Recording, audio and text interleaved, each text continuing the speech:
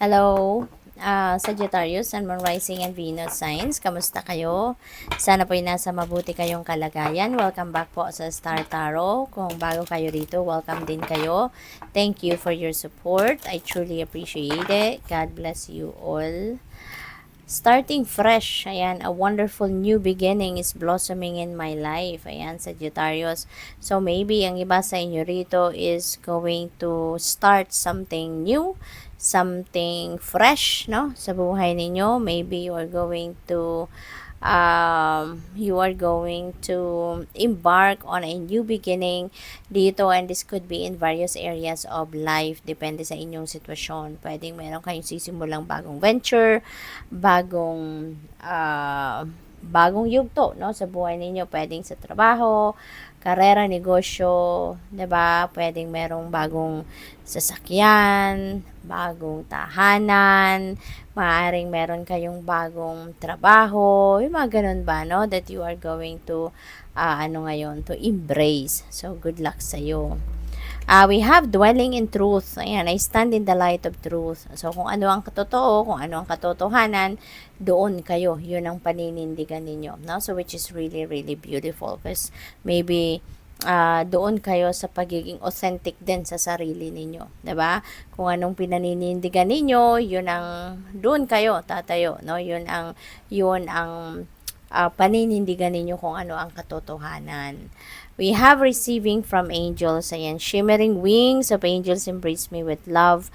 Siguro din sa ngayon, you are going to receive blessings coming from your angels. Maybe you're also receiving love, you are also receiving guidance, no, from the divine, through your angels. So what else? We have standing firm.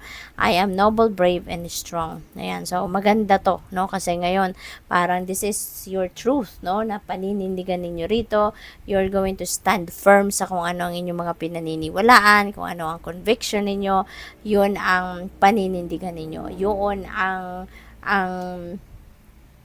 doon kayo papanig, 'di ba? At hindi niyo gagawin ang kahit anuman na will compromise, 'di ba? Kung ano yung inyong mga pinaniniwalaan. So maganda, 'di ba? Kasi hindi kayo yung people pleaser, no, na okay lang ma-compromise ang inyong mga paniniwala, ang inyong pinaniniwalaan para lang na mapagbigyan ng ibang tao or para lang na ma-please ang ibang tao. But ngayon, you are really going to stand firm, no? You're you are standing your ground, kumbaga, no? So that is really beautiful. What else? We have number 66, healing. Ayan, so this could be healing na paparating sa inyo. No, maaring meron kayong mga physical ailments siguro na pinagdadaanan ng iba sa inyo. Maaari din na merong emotional, no? Baka may mga emotional troubles na nararanasan din ng iba sa inyo. At yun ang mag-heal, no? Yun ang magagamot na ngayon, yun ang mag-i-improve, yun ang gaganda na ang kalagayan, no? Ninyo, or anything, 'di ba? Pwede rin na financial situation ang meron kayong pinagdadaan ng hindi masyadong maganda, kung hindi masyadong komportable, kaya pwede rin na 'yun ang maghi-heal sa ngayon.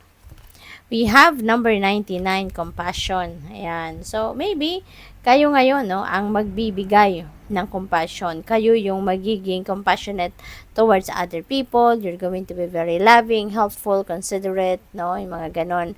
At maaari din na gagawa kayo ng mga kind deeds, no, towards other people para makatulong, no, makasuporta sa ibang tao. Or, for others of you, pwede rin naman na kayo nangangailangan ng compassion ng iba. Pwede rin na ganun, no? Na kayo yung nangangailangan ng tulong ng iba, suporta ng iba, pagmamahal ng iba, yung ganun.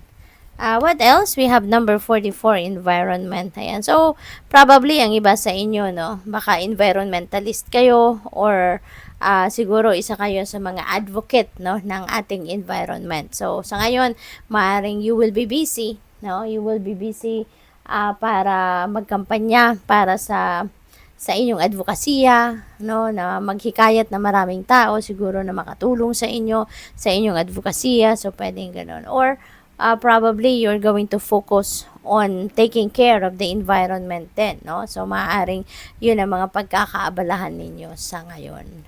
We have number 56, relationship change. Ayan. So, pwede, no? Because mayroon tayong starting fresh. So, baka merong magbabago sa relationship dynamics, no? Or pwedeng magbabago ng meron tayong magbabago sa samahan, ano, within the relationship. Hindi lang ito relationship na love and romantic relationship, but maybe this is also about relationship natin sa, kunyari, mga katrabaho, sa mga colleagues natin, sa pamilya, sa mga kapatid natin, sa magulang natin, or sa person natin, hindi ba? Sa mga kaibigan. So, maaring along those lines, no? Yung magkakaroon ng pagbabago kayo, no? Na maaring kayo yung mag-i-initiate ng pagbabago, no? Sa mga iba't ibang category ng relasyon sa buhay ninyo. So, good luck. Thank you for watching. Love and light. Namaste.